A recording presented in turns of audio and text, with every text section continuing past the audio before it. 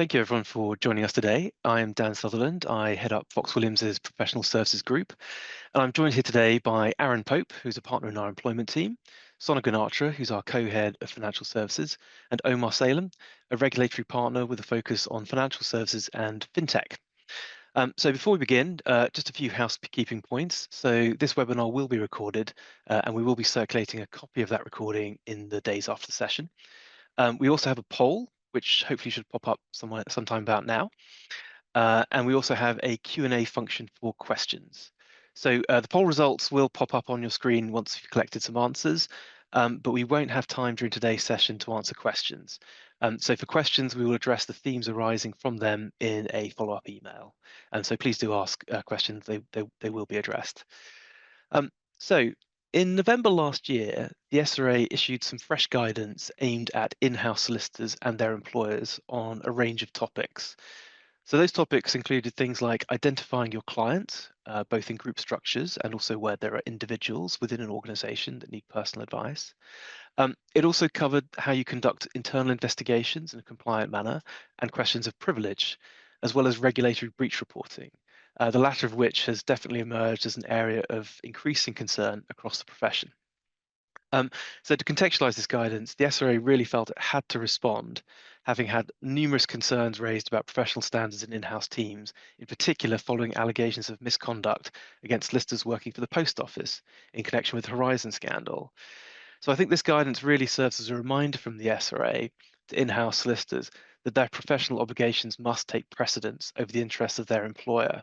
And it's also really putting in-house solicitors on notice that the SRA may take action against them personally if they fall short. And we recognise that in-house solicitors can really feel quite exposed compared to private practice, since they're typically not working in a business where compliance with the SRA code is mandatory. And indeed, the code itself is unlikely to be understood at all. So to help to get to grips with the new guidance, the team today will be picking out a few key points for you. So first, Aaron, I was wondering if could you summarise for us the SRA's guidance on raising concerns about wrongdoing in the workplace, please? Yes, thanks, Dan. So the SRA's guidance reminds in-house lawyers of the need to comply with their regulatory obligations in circumstances where their client has acted improperly. Now, this, of course, can be more challenging and complex for those working in-house because their client is typically their employer, and the SRA recognises this challenge. Lawyers need to balance their duties to their client and their employer with the public interest duties. Now, we all know our duties to our clients, to act in their best interests, to keep their affairs confidential, but often the public interest duties are treated as secondary to acting in the client's best interests, and that shouldn't be the case. The SRA's principles are the fundamental tenets of ethical behaviour, and they're summarised on the slide. Breaching the SRA's principles might result in disciplinary action against you personally, so those principles really do need to be at the forefront of your mind. Solicitors shouldn't be afraid to highlight and be transparent with their employers about their employers' legal and regulatory risks. And of course, you need to provide clear and objective advice to enable your employer to act appropriately. But where your employer refuses to act in accordance with the law, it might be appropriate to bring matters to the attention of regulatory and prosecuting authorities. To help in-house lawyers understand their obligations, the SRA's guidance provides some examples which are on the next slide. And these are the examples of the matters that might need to be reported. If there's a conflict of interest between a solicitor's duties to their employer and a solicitor's public interest duties, then as Dan mentioned, the public interest duties take precedence. However, before an external report is filed, it's normally appropriate to consider filing an internal report if you're concerned that there's been serious improper conduct. And that internal report should highlight the implications for the employer and the actions that it should take to address those issues. If initial reports are ignored, or if the issues are particularly serious, then it might be appropriate to escalate concerns internally or to consider reporting externally. First, have a look at your reporting procedures. Is it appropriate to follow those reporting procedures?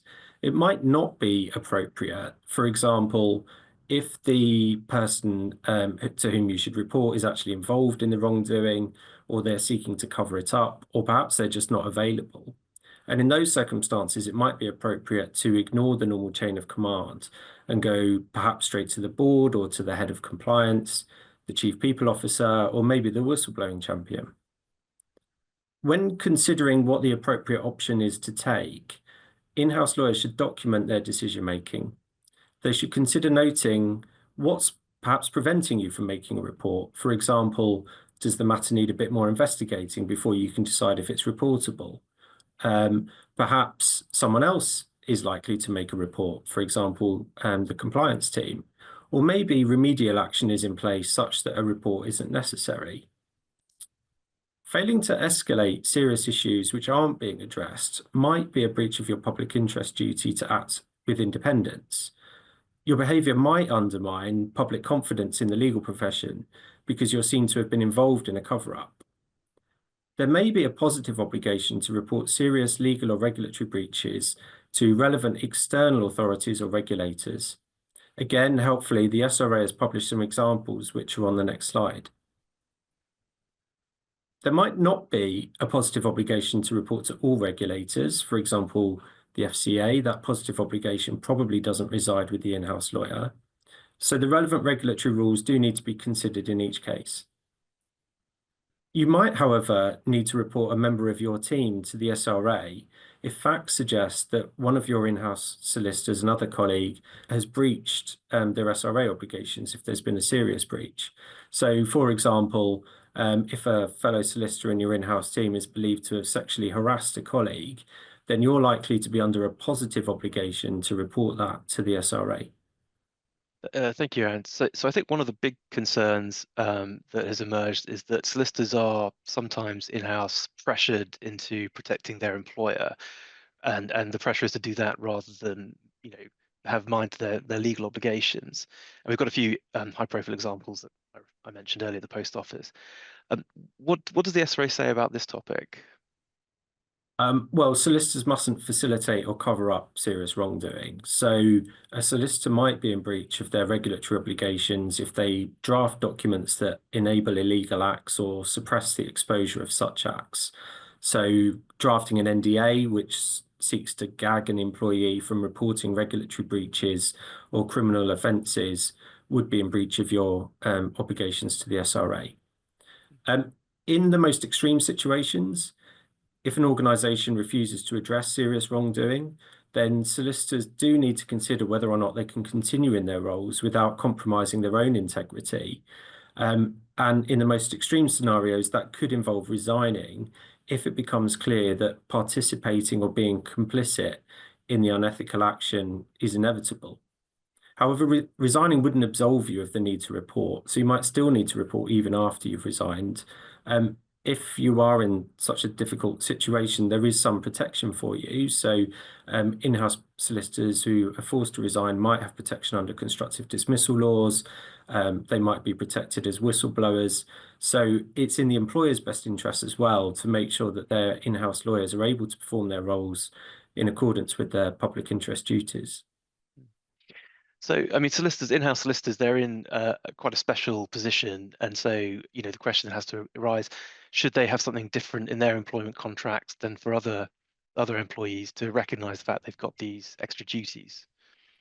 Yes, certainly. We do recommend that employers of solicitors have specific wording in their contract. So I think from the employer's perspective, there's probably two things.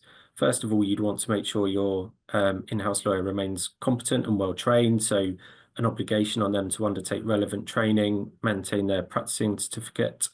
And then if things go wrong, then the employer would want the right to terminate. For example, if the solicitor is found to have breached their SRA obligations, they're disciplined by the regulator or the SDT, or they're otherwise unable to practice.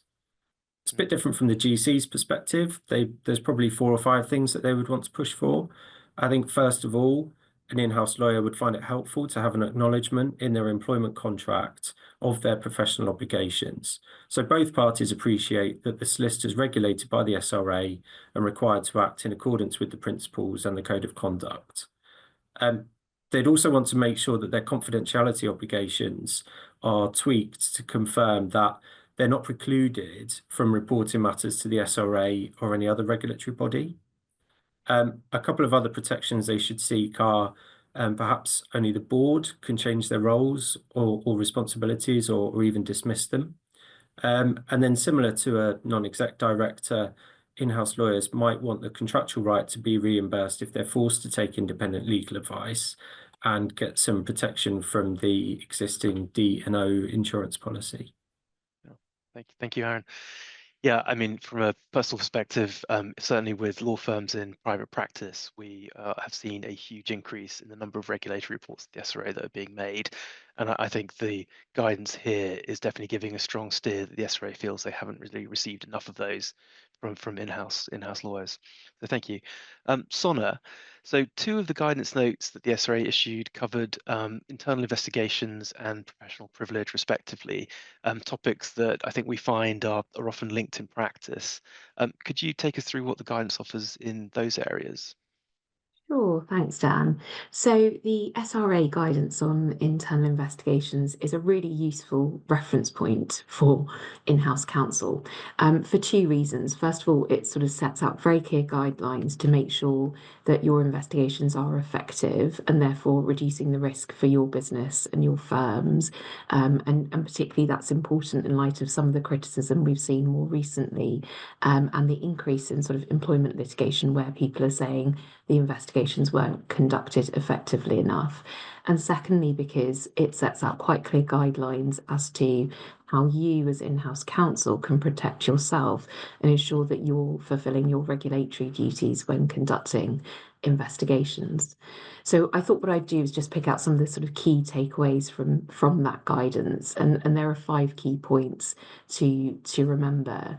So first of all, the guidance reminds you as in-house counsel that when you're conducting any investigation within your firms, and that's the same whether you're acting outside of a law firm or whether you're acting in a business, that your primary concern must be to fulfill your regulatory duties and that your public interest duties take precedence. So Aaron spoke about this earlier in our session. And so if at any point you feel under pressure or you're concerned that you won't be able to conduct an investigation properly and objectively, you've got to think about whether you need to escalate your concerns there and report them if necessary. The second key takeaway point is to think about setting out some really clear terms of reference before you commence an investigation. And here I think the guidance has actually been really helpful because it talks about thinking about who's going to lead the investigation and documenting why that particular individual was chosen. So if that's you as in-house counsel, think about how you can document and evidence why it was appropriate that you've led this investigation, setting out who and how you're going to investigate the issues in consideration, and really importantly, talk about and agree who will instruct you to investigate and who the decision makers are. And the SRA also suggests that these terms, once they've been agreed, should be shared with everybody so that the whole organisation is clear as to the remit of the investigation and what the output will be. So, thinking about terms of reference in that way, I just thought I'd pause here because I think it's really helpful because it can help you as in-house counsel sort of manage those expectations in advance as to what the output will be and what people can expect from you. But also, I think it helps you protect yourself from any sort of undue influence or pressure from those who may have a vested interest in a particular outcome because you can document who you will be taking instructions from and who's authorized to give those instructions to you right at the outset and protect you should there be anyone else within your organization that tries to sort of get involved in that investigation. Thirdly, it's independence. So this really is the core of the guidance. And the SRA makes clear that if you, as in-house counsel, are not sufficiently independent and you conduct an investigation, you risk putting yourself in breach of the SRA principles that we've talked about already. So what does independence mean? There's a few things to think about here. Obviously, it's thinking about have you had any prior involvement in the issues in hand, but it's also thinking about whether you could be involved later on. So think really broadly about what the matters are that have been alleged that you need to investigate. And if it's the case that you may, at some point later down the line, be called as a witness, or that you may be called to advise your firm as to what the output, as to what should happen next as a result of the investigation, it would not be appropriate for you to be the investigator. And what the SRA says is that you should be really clear with your business to say, if I'm the investigator here, I can't then advise you as to what the next step should be. So there should be some delineation there. Interestingly, the SRA picks up on a particular type of scenario where it says if the allegations or the issue under investigation involves a senior executive within your business, actually it might not be appropriate for you as in-house counsel to lead that investigation because you may find yourself under pressure because you're facing a contemporary or someone who's your peer, or you may be under pressure from other executives to come to a particular outcome. So in that scenario, the SRA suggests it actually may be more appropriate to appoint an external firm or an external consultant to investigate. And if you decide not to do that, then actually the SRA would expect you to document why you've decided that in that scenario, an internal investigation led by you is appropriate. So finally, the SRA talks about how to ensure you've got a fair investigation process. So here it talks about thinking about the subject of the investigation and any witnesses and how you should treat them sensitively, thinking about making adjustments when you're interviewing them, and also thinking about how you obtain evidence. So here it thinks about that as in-house counsel, you should ensure you're trained and you're experienced in how to interview individuals under investigation. And if you're not, perhaps again, this is where you might want to seek external advice. And also thinking about how you document those interviews and where you will make sure that you're giving interviewees enough time to sort of think about the answers and the questions that you've put to them. So finally, the guidance talks about the output of your investigation. And what the really critical point here is to make sure that anything that you're reporting at the end is fair, it's impartial, and it's purely based on the facts. And when you're making those factual conclusions, that you're being really clear as to what you've relied upon in terms of the evidence to come to that conclusion and where there are limitations on the evidence. So, for example, you may not have been able to speak to everyone involved because some of them may have left the business. And if that's the case, you should put that limitation very clearly within your report. Next slide, please. So one of the other topics that I will just touch on briefly is privilege because it's related to investigations. Now, we could probably have quite a few sessions just on its own on the subject of privilege, but I thought it's just helpful to touch on it now because the SRA's released this new guidance, which is helpful because it highlights the particular challenges for in-house counsel when thinking about privilege. I'm just going to talk about the really high-level points that come out in this guidance, but I do urge everyone on this call to actually go and read it because it is helpful. So one of the first things the guidance does is remind counsel about the sort of the differentiation between legal advice privilege and litigation privilege. And it sort of sets up where those challenges might come about within an in-house counsel's lifetime. So thinking about legal advice privilege in particular, which is more likely to be where you're operating, there are sort of three key things to think about. So the first one is be really clear who your client is within the business. Now, we've talked about client in this session before, and Aaron mentioned it earlier, but remember there's a difference between your client for the purposes of your SRA obligations and who your client is when you're thinking about privilege and how to protect your communications. So, for example, within legal advice privilege, your client will only be those people who are authorised to seek and receive legal advice from you. So only those communications will be caught by privilege. So when you're thinking in the context of an investigation, for example, be really careful when you're have these email exchanges with other parts of your business, because those communications may not be caught by privilege. And being really clear with when you are communicating with your client, making sure they're aware not to forward on any communications, because that's where certainly we see the privilege being lost later on down the line. So, first of all, as we said, be clear who your client is. Second, think about your role. So, you as in-house counsel wear several hats. Thinking about what hat you're wearing when you're communicating with your clients is really important. So, when you're having discussions around a privileged issue and you're giving advice or you're receiving instructions, separate that out from communications where you are talking about the issue or giving a commercial view on the same sorts of matters, because those communications will not be caught by privilege. And then finally, thinking about how the output of your investigation or your advice will be sent across other parts of the business. This is where privilege can be lost, and it's really important to think carefully about where your advice will go, and making sure that if it does go beyond your initial client group, that you are making sure that it's being sent under a limited waiver of privilege, or that you're separating out some of the findings perhaps from your report or your advice and then disseminating that as a standalone document. But there's a lot to think about there, and I'm sure, as I said, we could probably have a whole separate session on that, so I will stop there. Thank you, Sana.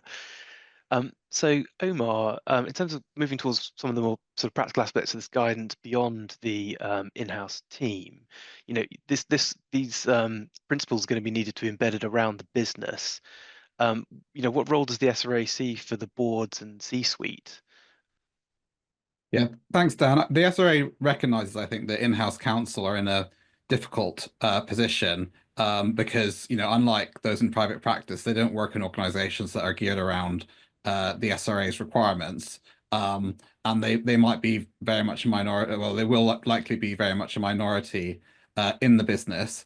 So they've actually directed explicit guidance to governing bodies, CEOs and C-suite individuals to highlight the obligations that in-house solicitors are on and set out what they expect firms to do to support their in-house solicitors in carrying out their professional obligations. So the first thing they've set out, and this is fairly simple stuff, but I think it is very helpful for it to be in a single document that in-house solicitors can point to, and there is a kind of clear logic to what they're saying. So their first point is that in-house solicitors are important. They do something unique, special, in that they're embedded in the business, they can provide practical advice, and they also quite often have an overview of risk across a whole load of potentially the whole firm, and so can play an important role in ensuring that the firm acts ethically and legally and in compliance with its regulatory obligations. But they are under specific professional obligations in terms of acting independently and various others that we've discussed. And it may be that professional obligations can be in conflict with commercial interests. And I think it's quite interesting actually, because a lot of the guidance is focused very much on where there might be scope for wrongdoing or misbehavior. But here they actually very clearly actually specify it's not that just that. It can also be that there's a clash between the commercial interests of the firm and the regulatory obligations of a lawyer. And that's, I think, having worked in-house, is one of the big challenges for in-house lawyers, is sometimes you give advice that doesn't help from a commercial point of view. And there's a conflict between what you might be saying and what the commercial interests of the firm might be. So it's not necessarily just a kind of bad apples kind of analysis. It's also about that kind of conflict between interests. And the guidance says that in-house solicitors will need to, in certain circumstances, inform the firm if they think there's been wrongdoing. which Aaron's also obviously discussed in quite a lot of detail. And it says that in-house solicitors should be empowered and supported to raise these concerns. And it suggests some kind of specific ways of doing that, as well as making clear that solicitors should not be disciplined or punished for carrying out their professional obligations. So this is all, I think, stuff that I think most lawyers and in-house lawyers would assume is fairly basic. But I think we also know that it can be difficult for in-house lawyers to balance their professional obligations and the interests of their firm. And so I think it is helpful that it was set out kind of quite briefly but clearly how this all fits together. And they suggest some things that boards can do to support their in-house teams. So having effective reporting lines, policies and procedures, and systems and controls around how providing a competent service to customers. So I think this is and we'll go into this in the next point. The guidance is a useful piece of the SRA's view, which you can take to your boards, to your C-suite, to the managers of the business that you're in, to succinctly remind them of the SRA's expectations. I would say though that I think that more generally the guidance I think is helpful in some ways in that it has shone a light on areas that maybe there hasn't been much focus on. But I think as you kind of heard from the discussions, especially what Aaron was talking through, there's still a lot of situations where quite a lot of judgment will be needed, and it's not entirely clear exactly how you should apply the guidance in practice. So a key part of this is going to be how it's embedded in your business in a practical way, so that you make sure that as far as possible you have a processes and a culture in place that will support in-house lawyers being able to act in accordance with their professional obligations. Another quite useful list that the SRA has published, which I won't read out in full, but is also, I think, a useful document. Again, it's a reminder, something that can be in the drawer if necessary. And it just sets out what employers should not expect their in-house solicitors to do. So obviously that includes things like facilitating or ignoring illegal or dishonest action, act in a way that compromises their duty to act with independence, mislead the courts or others, act dishonestly. So the SRA gives an example of this, which is backdating documents, breach uses of confidentiality unless there's an exception, and act outside their competence, which is also actually quite an important one, which I think is a professional obligation that can easily be forgotten in-house when you're kind of working under a lot of pressure, and you're being expected to do a lot of things. That if you feel that you're being asked to act beyond your competence, you should be able to say that that's actually a regulatory issue, not just a in principle one. Final slide, please.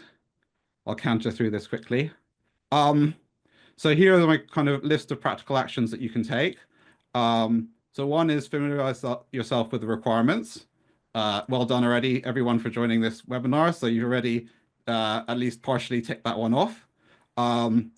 Think about your firm's governance. Is there a committee, a risk committee, or another committee that needs to consider the guidance? Brief the board and the C-suite. How you do this will be different for different firms, but kind of raise awareness of the guidance. Think about if you need to change your policy and procedures, for example, around escalation or around how privilege is handled. As Aaron mentioned, you will probably want to update your employment contracts for in-house lawyers. And then finally, this can be an area where you can open up a wider discussion about things like what the reporting line of the GC should be, how the board should work with the GC, what the expectations more generally of in-house lawyers should be. Thank you very much. Thank you, Omar. And thank you again to Aaron and Sona for the summary of key takeaways from those other guidance notes. Clearly, there's a lot more that could be said on each of these topics, and thank you for responding to the poll, which will help guide us with future sessions. For those watching, if you've encountered any issues with the matters raised or would like to discuss the subjects, please do get in touch with your usual FW contact or any of the panel. Thank you for joining us today. We have an HR law webinar on Thursday, which if any of the attendees to this would like to attend, please do scan the QR code for further details. So thank you very much for joining us.